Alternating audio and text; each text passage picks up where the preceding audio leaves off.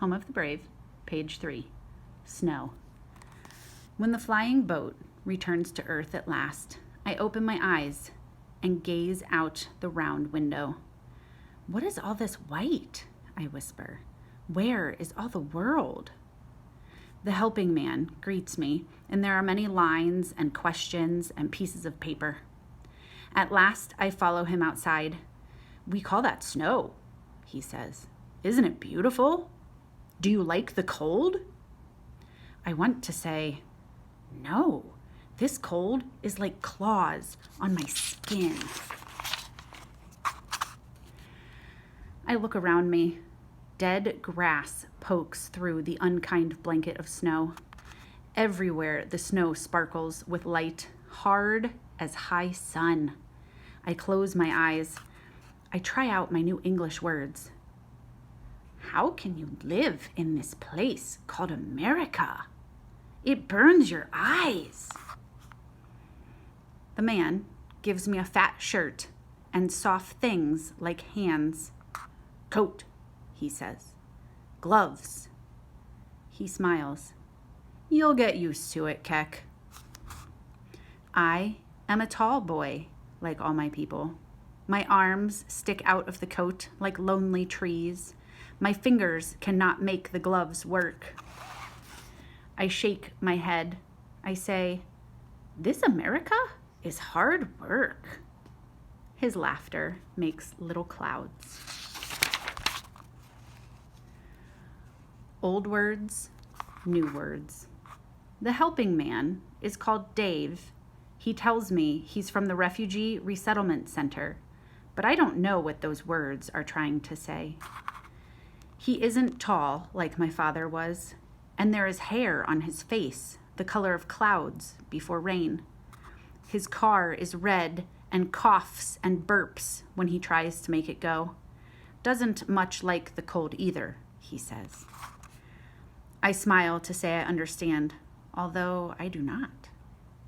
Sometimes Dave speaks English, the tangled sounds they tried to teach us in the refugee camp, and sometimes he uses my words. He is like a song always out of tune, missing notes.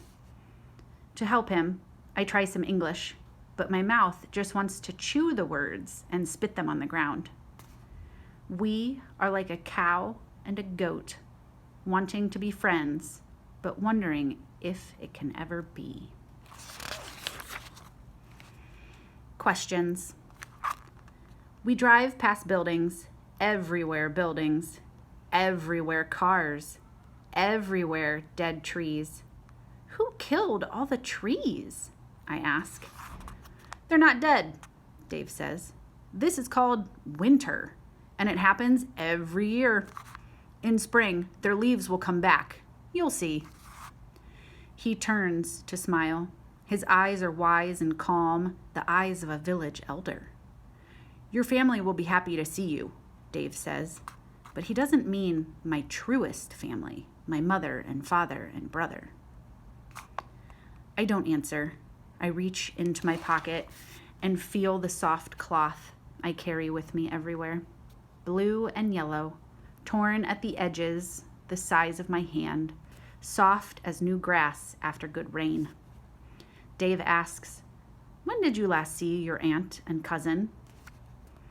A long time ago, I say. Before the camp. I can tell that Dave has many questions. I wonder if all America people will be so curious.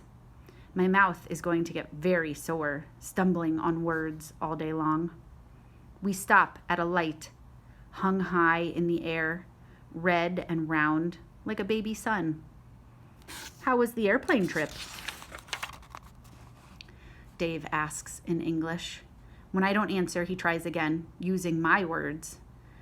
Did you like the flying boat? I liked it very much, I say. I'd like to fly such a boat one day myself. When Mama comes, we'll take a flying boat around the world. Dave turns to look at me. You know, Keck, he says, we aren't sure where your mother is. His voice has the soft sting of pity in it. We don't know if she is... She's fine, I tell him, and I look out the window at the not dead trees.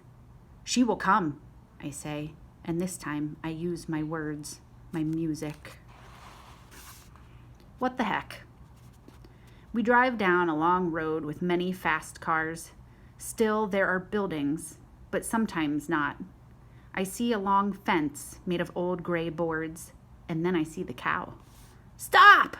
I yell. I feel regret in my heart to use such a harsh sound with my new helping friend. Please stop, I say, gently this time. What? Dave asks. What's wrong?